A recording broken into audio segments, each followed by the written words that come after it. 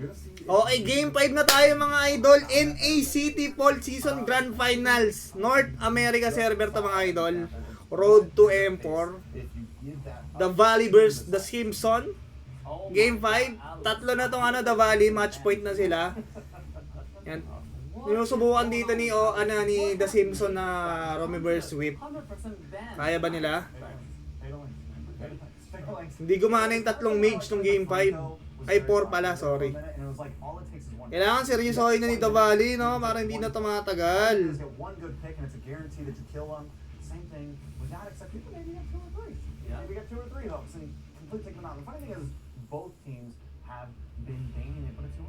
Dapat ganun.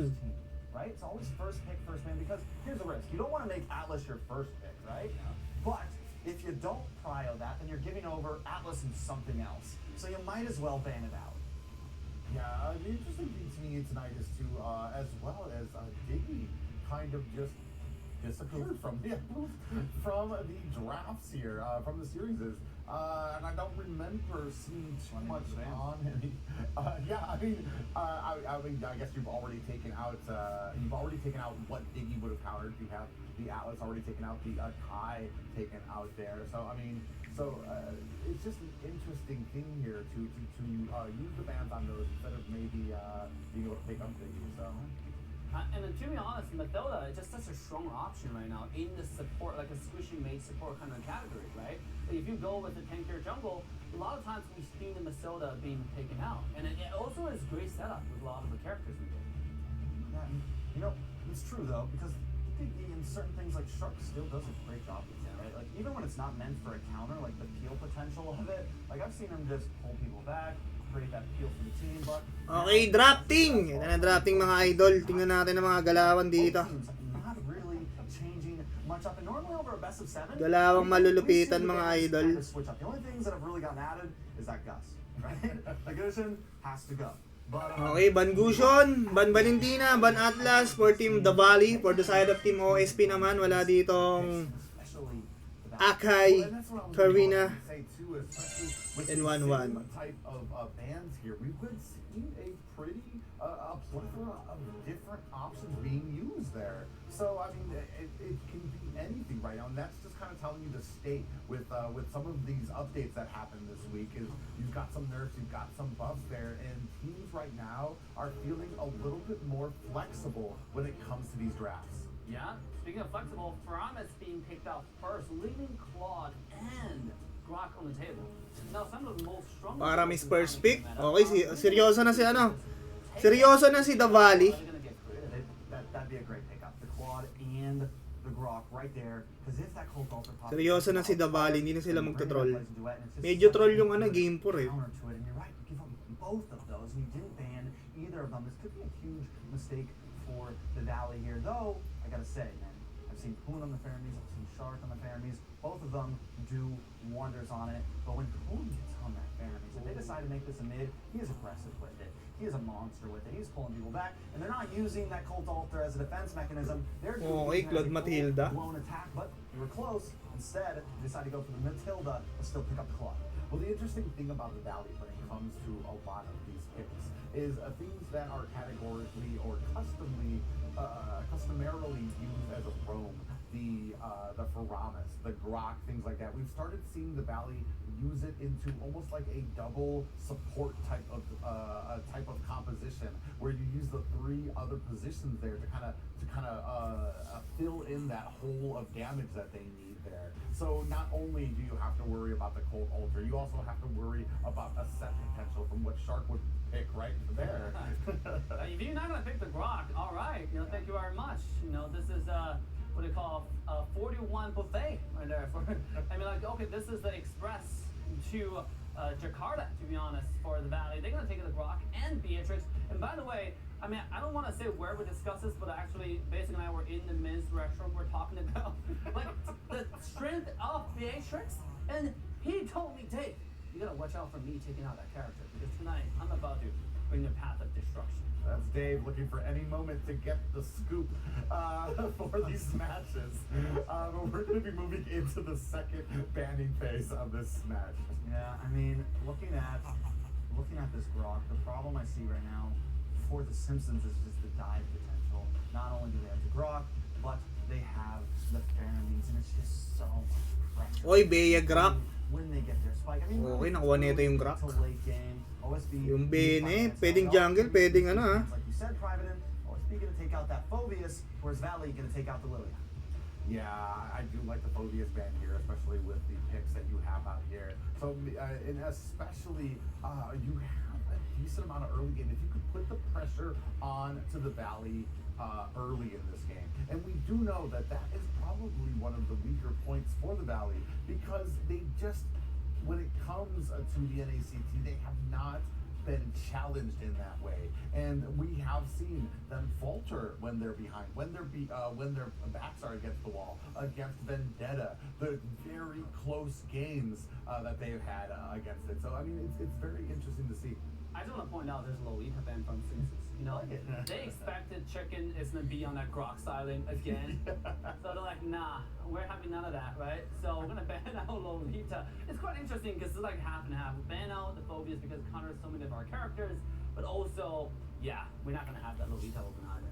They're covering their bases, which I kind of like, right? Like they know. Lolita the Phobius. possibilities for the Valley, Uy. they know the possibilities. Bina nila yung hero nila, no? We're not taking the risk. That Lolita, if Shark picks it up, is a huge counter to the team, right? It's counter to Matilda, it's counter to Claude. It just really kind of hammers them down. We've already seen how well. Okay, ano pa kaya ang ano nila dito? Ib! Pwede mag-Ib! Ib siguro, no? Or Parsa? Pwede rin Parsa? So they don't want to repeat that game because that game was rough. Well, it's because it's almost kind of to the point like, do you actually want to give Shark the Grok? But I mean, the enemy you know is less dangerous than the one you don't. And if you give a Shark an opportunity to pick up something else that has a setting potential there, with that regen and the ability of that Cult Altar from Hoon possibly, I mean, here's the thing: is it's just so flexible, and with what the Valley can do with this composition, we've seen them put all of these. Well, except with the exception of Beatrix, but you know what? At this point, I wouldn't even be surprised if I saw Beatrix like mid lane or something. Ooh, Hold on. Drone coming out. Okay, what are we looking at? We're looking at. I don't know. This is exciting. That's all I care about, right? Vayne on mod? Yeah. I mean, by the way, if you watch today's stream, this guy's been practicing them on for quite. Wala ako kila Boss T. He's ready to take it out tonight. Wala ako doon guys. Okay, game 5 na! Yan na! Dragon, okay yung Dragon dito. Medyo maiilang na si Parsa dito. Dragon tapos Grok. So Benny, pwedeng Benny or Pakito. Hindi ko alam kung ano dyan. Pero malamang Pakito na to. Pakito jungler si OSP dito mga idol. I mean, one of the most epic moments from that series about this time a year ago. So definitely hyped to see how he plays. We've been seeing that Yuzong slowly kind of come back into the meta again and be kind of viable, not just here overseas. Yuzong kasi ano Parsa eh. So definitely thinking, knowing Chicken and how well he does on it, this could be a game changer. Well, the thing is, especially he has that synergy with the Faramis as well. So you can activate that Black Dragon. The Cold Altar comes out, so now he's got that that mobile immortality for him. So he doesn't have to worry about being bursted down when he comes down on top of players. But folks, go ahead and strap in. We are at game 5 of this series. BTR yung sasabihin niya. The Valley! BTR daw.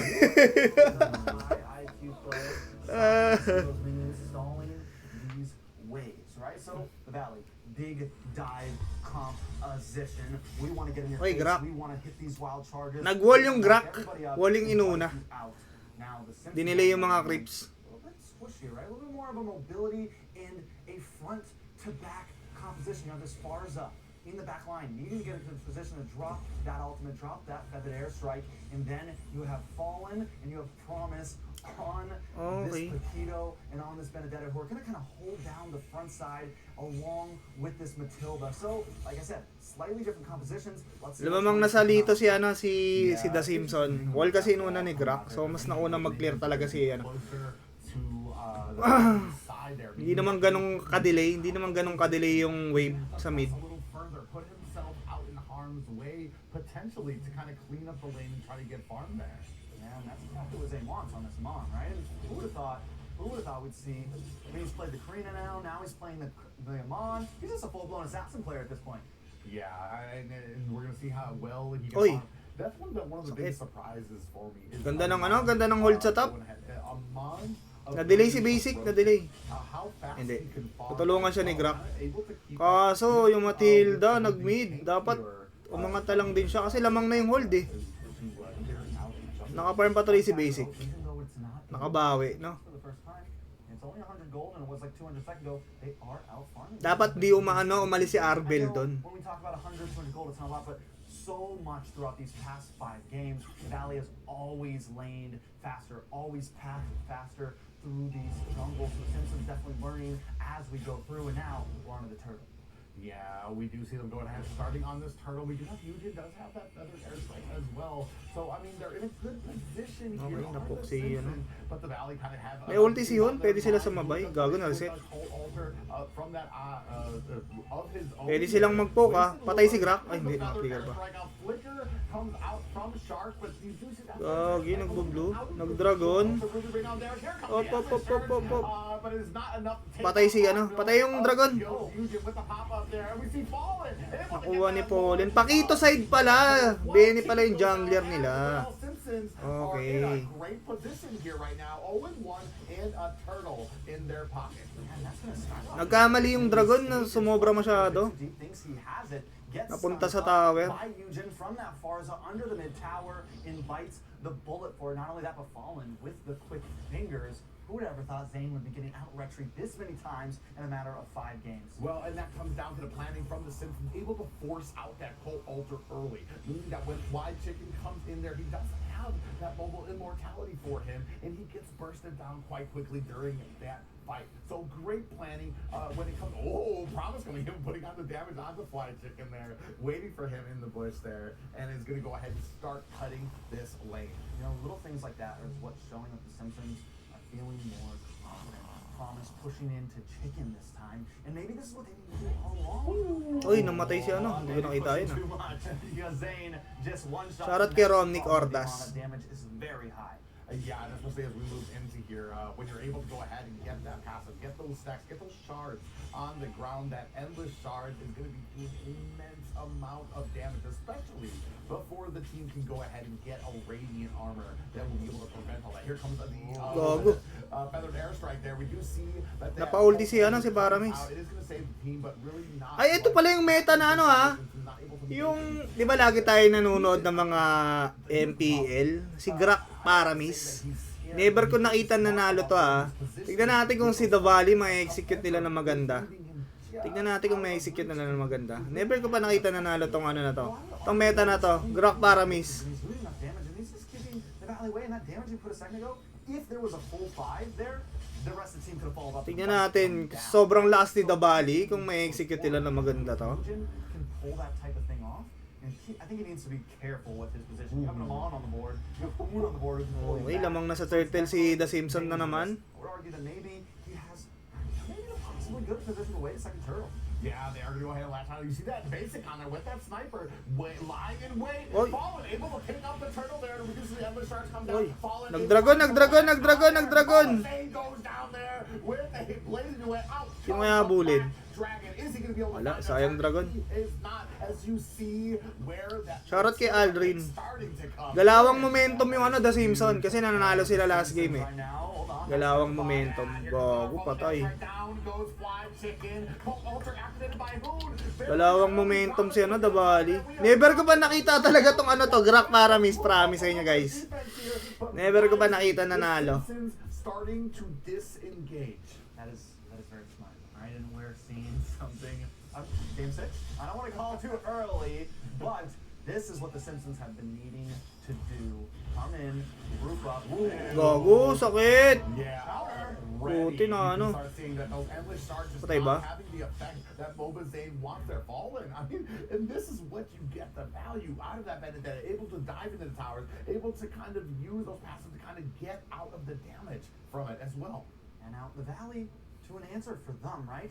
They need to kind of relieve this pressure. Just slow down, maybe not get too crazy. Wait for picks just like this. Yeah, you see Gago, nag-ulti pa. and the circling eagle comes out. Flicker, is that gonna be enough to get him out? Dapat nag-out na lang siya, di na siya nag-ulti. Basic there, tried to put on those twinkle toe moves, but gets picked off there, and this is gonna bring it to a 2-3 game, still in favor of the Simpsons. Now, looking at Cold World, though, taking a peek at his items he has left in the DHS, he is pretty much tied up with Basic. Both of these gold laners are going to be critical, I think. As we Ilan si Basic? 4-7. Ayan, parehas lang sila ng farm. Will be the one to make the plays for his team here. Yeah, and I do like the synergy right now. Cold World sees Sayang yung ulti. May turtle. sees the gank starting to come up, get safely out of Sayang yung ulti ni Parsa. harm's way, and then you also have Legion coming in to provide air superiority and firepower onto them. And that's the good thing about those. Ulti na si Glock. Yeah, Oh!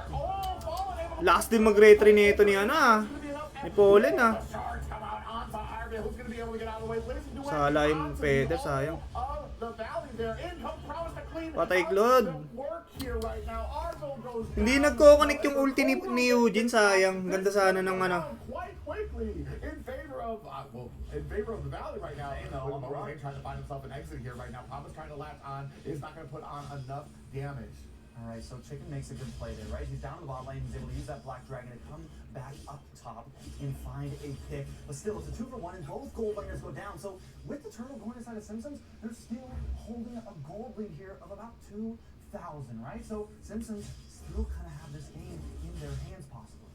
Yeah, what I'm seeing right now, which is very unusual, is Hoon having a little bit of an issue with the timing of those cold altars. Usually he's kind of on point. Well, I guess that happens when you're in when you're in an advantageous position. But when you're behind on gold, it's not as useful to have that cold altar on the mage. And that's kind of the way we've seen it time and time again to deal with the Fermies, right? If you can just like get yourself a little bit of a lead. May tulog pa ata. An item or two, you know what I'm saying? Then, May tulog pa ata sa game use it aggressively. You're constantly just using it. Hindi, bubuhatin ni Basic yan, pocha. It's really not all that much, you know? Bubuhatin ni Basic yan. Too helpful. So the Valley, we know they can still buy time, right? They're not too far behind. They've done well at continuing to farm. So if they can hold on for another few minutes, maybe Mobazane finally gets a nice retry on their Lord. Oh, nice thing happening here. Rat. Gago. The cold world there. Patay si Paquito. The cold altar, but promise. Yun lang, may Lord pa. Yan na, makakabawi na. Nakapwesto pa yung Dragon. May Petri yung Dragon Pwede gumo yung Dragon. Patay, Claude, knock-up, stock. Ganda ng pwesto. Nakaba. Uy, napul pa! Yun lang, Lord agad. Goes down as well. That is 3 kills for the Valley right now. This is going to go ahead and set up this next Lord. Yeah, they just turned the game around in a matter of a minute. Right? Hero muna, hero. Something here, though, all by his own. I don't know if this play wants to make him. Well, I mean, he does have a lot of those Gagi, tinuloy pa rin nila. that will negate damage. So if he stays around, he can Hero muna, hero muna. Ooh, Promise coming in there with a flicker as well. And starts come down here. Oh, sino nakawa? Nakuha, ang lakas talaga mag-retry ni Dapolin. Yun lang. Paano pa pag isipin mo, di ba? Paano pa pag nakalaban ni Mobazane yung mga jungler ng Pilipinas? Sobrang lalakas mag-retry. Yun dapat yung i-workout talaga ni Hindi, sa bagay, lamang din kasi talaga si Fallen Level 14 Mas lamang talaga. Lamang talaga. Pero kahit pa siguro, no?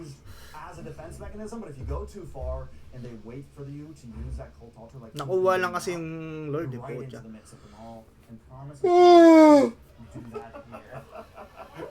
Promise is trying. He definitely knows Mobazane is there. But we do have a little bit of engagement possibly happening here at mid. Simpsons are going to go ahead and escort this Lord. Fly Chicken coming in with that Black Dragon. Gago, patay yata sa kanya yung may Petri pa siya Patay yung Parsa. Hindi makakaligtas. May Petri pa Dapat din nagpapakita yung Parsa dito. Kasi siya yung pinaka-target. beautiful there by Cold World to get away from those endless shards as well. It seems like a great counter to that is having that Matilda on there and waiting to kind of dash. Dapat siya hindi nagpapakita sa Dragon. Matik pagka nakita ng Dragon kasi naka-flicker lang siya. Habulin agad siya nito. Wait, just like Hoon need to find the correct timing on that Cold Altar, Cold World needs to do the same thing. Wala na, nakahabol na si Dabali. Lamang pa nga sila 1K, oh. Interactive measure Oy, patay! Pucha. May setup. Lamang sa macro talaga si Dabali. Things have swung around. It is a 10-4 game right now. It does look like almost a 2K goal being starting to fall into the face of the Valley. And this is bad. The Simpsons need to regroup. They had such a great strategy in last game. Lamang sa experience eh, no? Kaya ano eh, mas maraming macro. Start to get picked off again. Lang. Coming into a pause now. So, I mean, the Simpsons can take this second to regroup, right? Think about what's coming up. Can they take us to a game 6? In fairness konti lang yung po sa Amerika. Slowing down, gonna go ahead and keep on this pressure. They even have a plan here to kind of cope again. Pag nakita na naman, ayun, yung Dragon din nagpapakita yung Dragon eh. There's a lot of things to deal with for the Simpsons. Not only Yan, nakita siya. they have to worry about Hoon with Cold Altar, and now who else is becoming a threat? Basic has 0 deaths right now. He has 1 death right now, but still holding a lead over Cold World. In the beginning, the marksmen were that's what I'm talking about right there. Arbel in the bad spot here.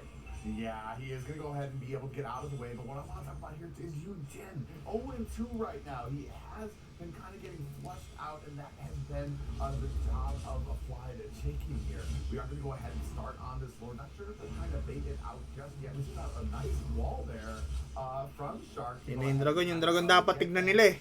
Board on to their position. He does get popped up for his efforts there. And now just trying to be a nuisance more for that fight there. Yeah, and I mean, the Simpsons, they don't have eyes on Zane right now, too. So, Fallen not overcommitting to this. Zane was actually down in the mid, closer to the bottom jungle there. And it could have been a time, but you can't risk it, right? You have to be careful. Because he comes in while Fallen's in. Mauubusan ng mana tong Matilda na to.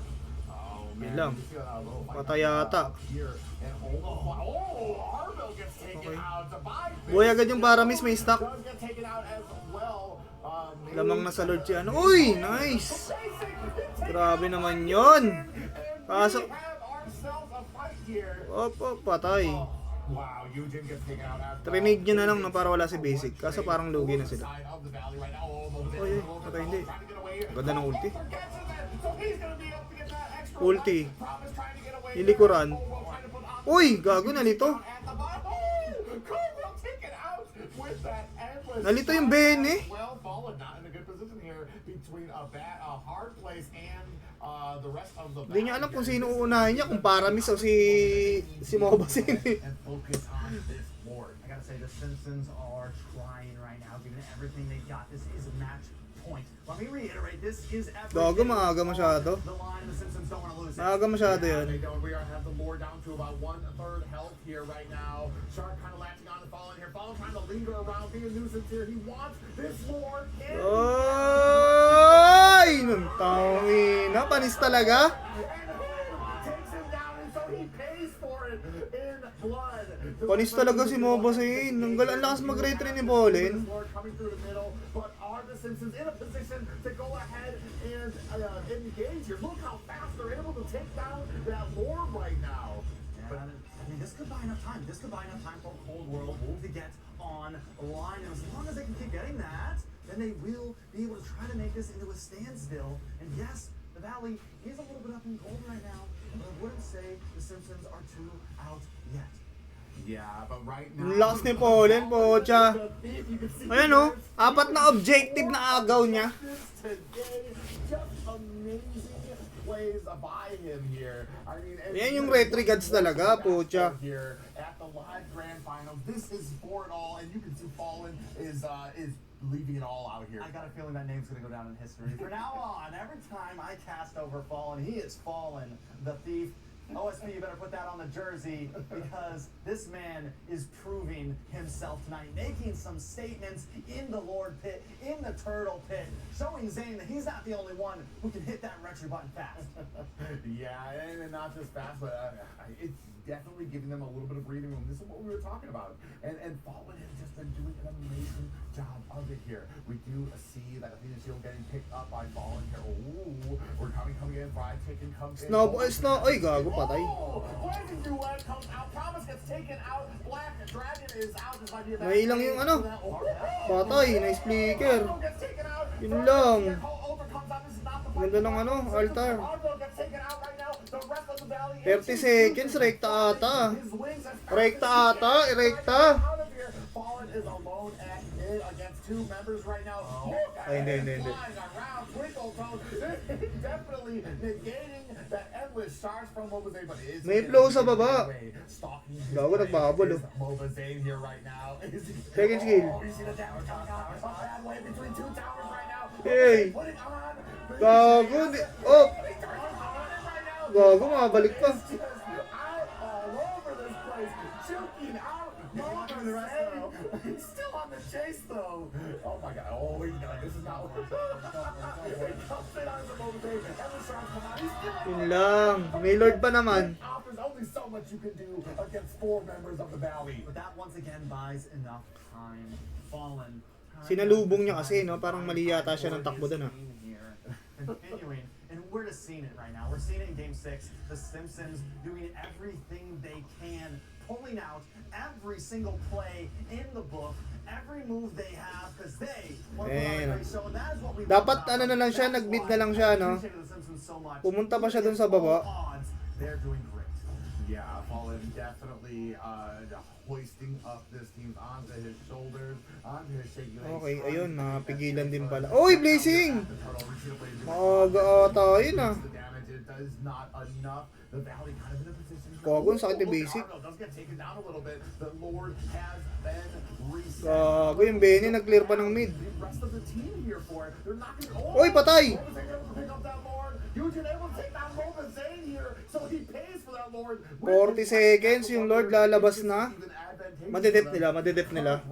Kaya i-dep. -1 eh. Down this Lord without doing too much damage. Long game pala tong ano, game 5, no? Seen Fallen make his way down there, right? Make his way towards this Lord to get a little bit of ship damage on it. The Valley taking things very, very slow. And look at Arvel and Shark also making their way down. Now, I don't know if the Valley can finish this here, and I love the standstill between these teams right now. Simpsons, don't bite the bait.